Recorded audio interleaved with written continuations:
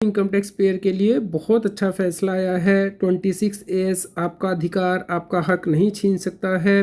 दोस्तों 26A में आपका TDS आता है, तो अगर TDS नहीं आ रहा है तो क्या इनकम टैक्स डिपार्टमेंट इसका रिफंड आपको नहीं देगा? क्या इनकम टैक्स डिपार्टमेंट ये मना कर सकता है? दोस्तों इसके बारे में डिस्कस करेंगे। रेगुलर अपडेट के लिए CS Satbir Singh YouTube channel को सब्सक्राइब कर लें ताकि आपको रेगुलर अपडेट मिलते रहें, आप टैक्स की प्लानिंग कर पाएँ।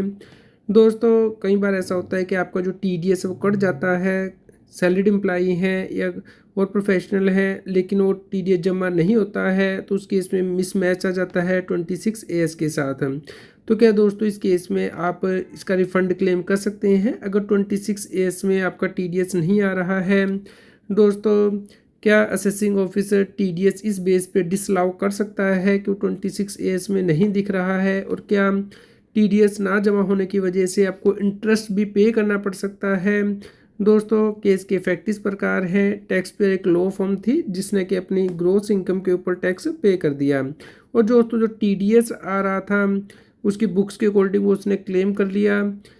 दोस्तों इसके लिए उसने अपनी इनवाइस दी, बैंक स्टेटमेंट दी, जहाँ पे कि नेट रिसीट आ रही थी। इनवाइस में ग्रोस अमाउंट था और उसमें से TDS काट के डिडक्टर ने पेमेंट कर दी थी जो कि बैंक में आ गई थी।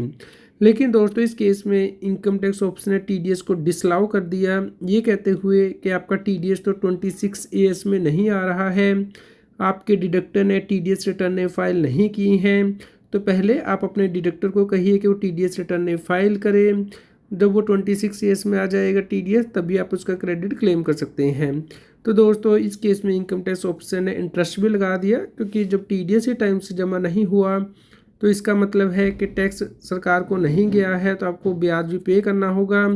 तो दोस्तों इस केस में जो रूट कोज था वो यही था कि डिडक्टर ने TDS रिटर्न फाइल नहीं की थी अपनी पुअर फाइनेंशियल कंडीशन की वजह से, और दोस्तों SSC को TDS का क्रेडिट नहीं मिल रहा था, 26AS में नहीं आ रहा था। तो इस केस में इनकम टैक्स अपील ट्रिब्यूनल ने कहा है कि टैक्स पेयर को TDS का क्रेडिट मिलेगा भले ही वो 26AS में नहीं आ रहा है, क्योंकि इनकम टैक्स एक्ट में सेक्शन 205 दिया गया है जो कि यह कहता है कि अगर टैक्स पेयर का TDS कट गया है तो दोस्तों उससे दोबारा टैक्स पे करने के लिए नहीं कहा जा सकता है, क्योंकि इससे तो डबल टैक्सेशन हो जाएगा। ऑलरेडी उसका TDS भी कट गया है और दोबारा से उसे टैक्स पे करने के लिए कहा जा रहा है, जो कि इनकम टैक्स एक्ट में अलाउ नहीं किया जा सकता है।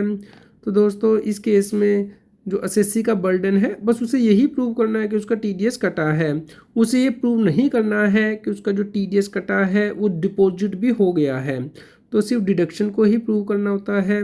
तो इस केस में जो इंटरेस्ट है वो भी नहीं देना है टैक्स पेयर को, उसे भी डिलीट कर दिया गया ITAT के द्वारा, इनकम टैक्स अपील ट्रिब्यूनल के द्वारा। तो दोस्तों यहाँ पे जो TDS क्रेडिट है वो अलाउ किया गया है भले ही वो 26AS में नहीं आ रहा है। तो दोस्तों इस प्रकार के फैसले आपके लिए बहुत फ़ायदेमंद हैं। दोस्तों इस केस में ITT के द्वारा कहा गया कि जो इंटरेस्ट है वो भी नहीं चार्ज किया जा सकता, क्योंकि इस केस में फेलियर जो है वो डिडक्टर की तरफ से हुआ है, यानी कि जिस व्यक्ति ने TDS काटा है। तो ये रिस्पॉन्सिबिलिटी SSC की नहीं है कि वो डिडक्टर को कहे कि वो TDS रिटर्न रिवाइज करे और टैक्स को डिपॉजिट करे। यहाँ पे SSC की रिस्पॉन्सिबिलिटी सिर्फ इतनी है कि वो ये प्रूव करे कि उसका TDS कटा है, उसके अलावा उसकी और कोई रिस्पॉन्सिबिलिटी नहीं है। अगर इनकम टैक्स डिपार्टमेंट को कोई रिकवरी करनी है तो वो डिडक्टर से करनी है, SSC से रिकवरी नहीं की जा सकती है। तो दोस्तों 26AS एक वेरिफिकेशन टूल है, लेकिन इसके बेस पे इनकम टैक्स डिपार्टमेंट आपका TDS का क्रेडिट डिसअलाउ नहीं कर सकता है। प्राइमरी एविडेंस आपकी इनवॉइस है जिससे कि TDS कटा है, आपकी बैंक स्टेटमेंट है जिसमें कि बैलेंस अमाउंट आपका आया है, तो ये आपको प्रूव करना होगा। दोस्तों इस केस को आप कम्प्लीटली डाउनलोड कर सकते हैं, लिंक मैंने वीडियो के डिस्क्रिप्शन में भी दे दिया है। हमारी वेबसाइट टैक्सील से भी आप इसे डाउनलोड कर सकते हैं।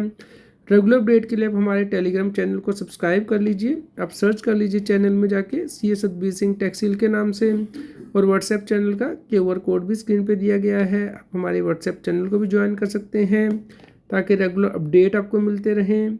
तो कृपया लाइक करें और शेयर करें ताकि सभी लोगों तक ये जानकारी पहुंच पाए और वो टैक्स की कॉम्प्लायंस कर पाएँ।